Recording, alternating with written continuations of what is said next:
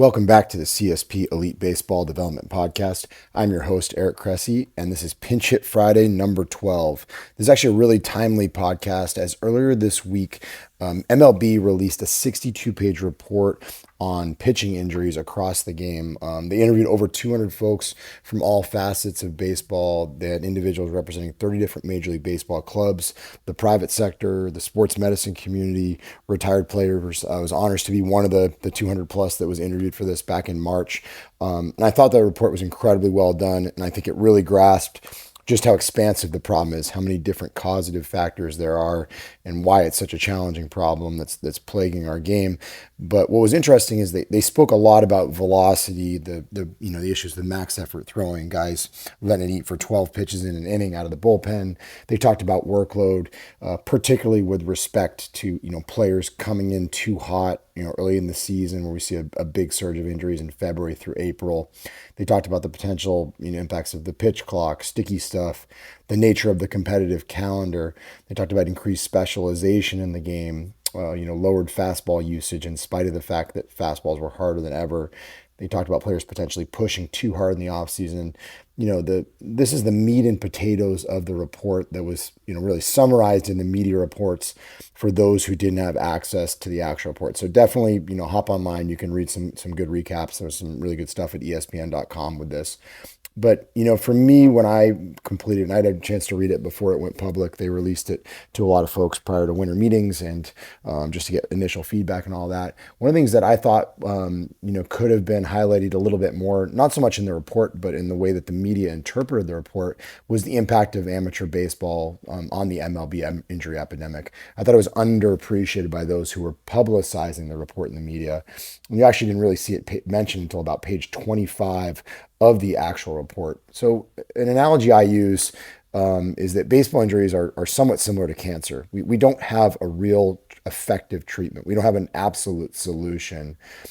So really what we're left with is early detection as our best option. If you can find something that's stage 1 cancer and not stage 4 cancer, you have a much better chance of treating it. And I think we know, and this is summarized in the report really well, that the best predictor of injury is a previous injury. So we need kids to be healthier for longer. This isn't just so that they're able to, be healthy when they become college players and minor league players and major league players, but it also helps to, support the future of the game where the best athletes continue to play baseball instead of them, going to other sports because they've, got a bad elbow and they can't pitch anymore. And there's some really interesting research there where they found that 35 pitchers that were drafted in the top 10 rounds in 2024's Major League Baseball draft had already had UCL reconstruction. That's compared with only 4 back in 2005. This is a dramatic increase in the number of broken players, people who, nothing is as good as God gave them. There's a lower success rate on subsequent UCL reconstruction. So we want to kick that can down the road. If somebody's going to have a Tommy John surgery, we want them to have it at 26, 27, 28, not at 15. And if you take this a step further, I thought one of the really telling parts of the report was just how crazy, the Latin American free agent signing world is, where they talked about players that might audition for 2 teams in the same day, or they might throw 5 days in a row as max effort. It's really just a scenario where folks are trying to get signed at a very young age and do things that their body shouldn't really be prepared to do. And there was actually a phenomenal study. It was called The Prevalence of Shoulder and Elbow Pathology in Major League Baseball Prospects from the Dominican Republic. Thomas Fortney was a doctor who was the lead author on the study. It was in Sports Health. Dr. Ahmad was a co-author on this piece, and I think it was some excellent stuff. But one of the things that jumped out at me is they looked at they looked at a 2021 scouting event in the Dominican Republic. They looked at 42 position players and 33 pitchers, so 75 total participants. And interestingly, they just, honing in on pitchers, interestingly, the position players were actually way more banged up, which makes me think that maybe there were some people who broke as pitchers and went and became position players instead. But it's a conversation for another day. But this is a quote from the results section. They said pitchers had high numbers of rotator cuff pathology, 93.9%, labral tears, 75.8%, and Bennett's lesions, 51.5%. On elbow imaging, pitchers had high numbers of ulnar collateral ligament abnormalities, 81.8%, olecranon osteophytes, 69.7%, osteochondral lesions, 18.2%, and medial epicondyle non-unions, 12.1%. Two pitchers had complete UCL disruption, so that's 6.1%, while eight had partial tears. That's 24.2%. So you could basically make the argument that at this event, 30% of the pitcher's elbows were significantly compromised. And that doesn't even speak to the ones that have spurring, that may have all kinds of other problems. Medial epicondyle non-union is a significant concern. So this is a very eye-opening thing because we're talking about players. The average age was 17.9 years. And in many cases, these are the players that show up to professional baseball and they break in their first year where, if you think the Major League Baseball injury rates are bad, you should look at what's happening in, the lower levels.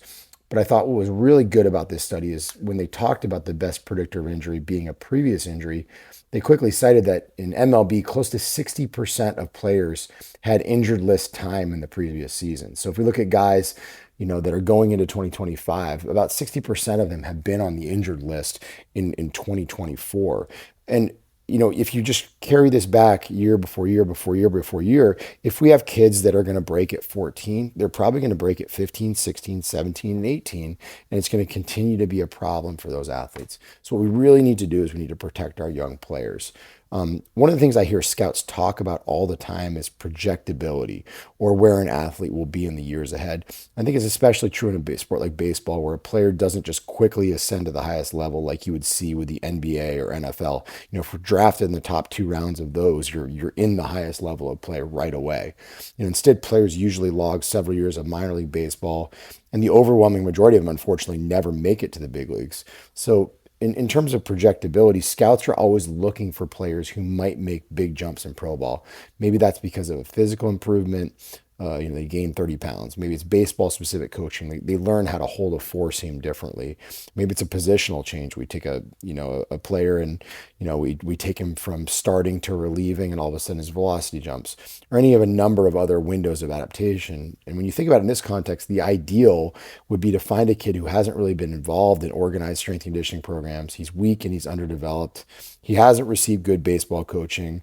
There's no place to go up, except for up, right? Well, the corollary to that is that I think these woefully underdeveloped kids are usually the ones who have the most wear and tear on their bodies. They're the kids that are 6'3", 170 pounds, arms and legs flying everywhere, and they're able to throw 93 simply because of physics, right? They spent years hanging out on passive restraints, ligaments, because the active restraints, the muscles, haven't been sufficient to pick up the slack. So in other words, they're really just injuries waiting to happen. And we know that, having even just one surgery while in the minor leagues dramatically reduces a player's chance of making it to the big leagues. I remember many, many, many years ago, one Major League Baseball strength coach told me that a minor league surgery reduced the likelihood of a player making it to the big leagues by 50%. I have no evidence to suggest that is accurate, but it wouldn't surprise me at all if it was. So you can just say that projectability is a balancing act for teams. You want athletes who aren't completely tapped out physically, but at the same time aren't so fragile looking or, fragile on imaging that you think they'll fall apart on you before you can even develop them. I think that's why a lot of scouts love to see multi-sport high school prospects. It automatically shows that they're somewhat middle of the road athletes. They've got solid development, general athletic potential, and less wear and tear because of no year-round baseball. Plus, they can pick up more advanced skills easier because they've expanded their motor learning pool with a wide variety of activities over the years. They've had that rich proprioceptive environment. Coaching them once they're in pro ball is generally easier than it would be a kid who spent 12 months each year learning bad habits without ever, wiping the slate clean for a few months. Plus, because these multi-sport athletes have played different sports, they've learned to roll with different social circles. And in professional baseball, that'll test your ability. You have to interact with a wide variety of people from many different countries, many different cultures. So, this is just food for thought for me on the concept of projectability in light of this report that just came out. But I think it's a very informed perspective. And I hope that when folks look at this, they'll recognize that the solution isn't just to legislate the major league game or try to change the focus of major league teams, where the goal at the end of the day is always to win and to provide, the highest level of performance, to the fans that are watching. And players have shown over and over again that they will take risks and potentially risk injury, to perform at that highest level and be compensated for it. I think at the end of the day, we really, really need to hone in on things that we can do to work upstream. How can we impact the amateur game more? How can we make sure that more and more of these prospects are in a healthier position when they get to pro ball so that they can have these long and healthy careers because they aren't entering as damaged goods? So thanks for listening. Would love your thoughts. Feel free to drop us an email or comment as we post this on social media with suggestions on what you think the industry can do to help prevent this injury epidemic from getting much, much worse. This episode is brought to you by AG1, the most comprehensive NSF certified for sport daily nutritional supplement I've ever tried. With so many stressors in life, it can be difficult to maintain effective nutritional habits and give our bodies the nutrients they need to thrive. As a father of 3 young kids and a co-founder of multiple businesses in multiple states on top of still being an avid exerciser, I know that busy schedules can really take their toll on us. Whether it's poor sleep, exercise or life stressors, environmental factors, or simply not eating enough of the right foods, we can often wind up deficient nutritionally. This is where AG1 can really help. It's a game-changing nutritional insurance policy. They simplify the logistics of getting optimal nutrition on a daily basis by giving you just one thing with all the best things. That's why I use it daily, as do several of my family members, and we recommend it to a lot of our top athletes. One scoop of AG1 contains 75 vitamins, minerals, and whole food sourced ingredients that work together to fill the nutritional gaps in your diet to support energy, focus, digestion, and recovery. And this can all happen for less than $3 per day and without taking multiple products. While most nutritional supplements come to market and stay stagnant, AG1 continues to obsessively improve this one holistic formula based on the latest research, producing over 50 improvements in the last decade alone. They invest in the most absorbable and natural source of each ingredient and go above and beyond in third-party testing to ensure their customers continue to receive the highest quality and best tasting nutrition habit on the planet. Whether you're keto, paleo, vegan, dairy-free, or gluten-free, it'll work for you, and it contains less than 1 gram of sugar per serving. They put 75 ingredients through the rigorous NSF certification test to come up with a safe formula that's trusted by some of the world's top athletes, including many of our own at Cressey Sports Performance. Right now, AG1 is giving our listeners a special offer of 10 free travel packets with their first purchase. Just head to drinkag1.com/Cressey and claim this special offer. These travel packets are perfect for supporting your immune system, energy, and gut health while you're traveling for games, training, or simply on the go. They can be great counterbalance to the less than ideal on-the-road food options that are out there for a lot of our traveling baseball players. So if you want to bridge the gap between deficient and optimal and give yourself the best chance of getting nutrient diversity, head to drinkag1.com/Cressey to get 10 free travel packets with your first purchase. Again, that's drinkag1.com/Cressey, Cressey. You won't regret it.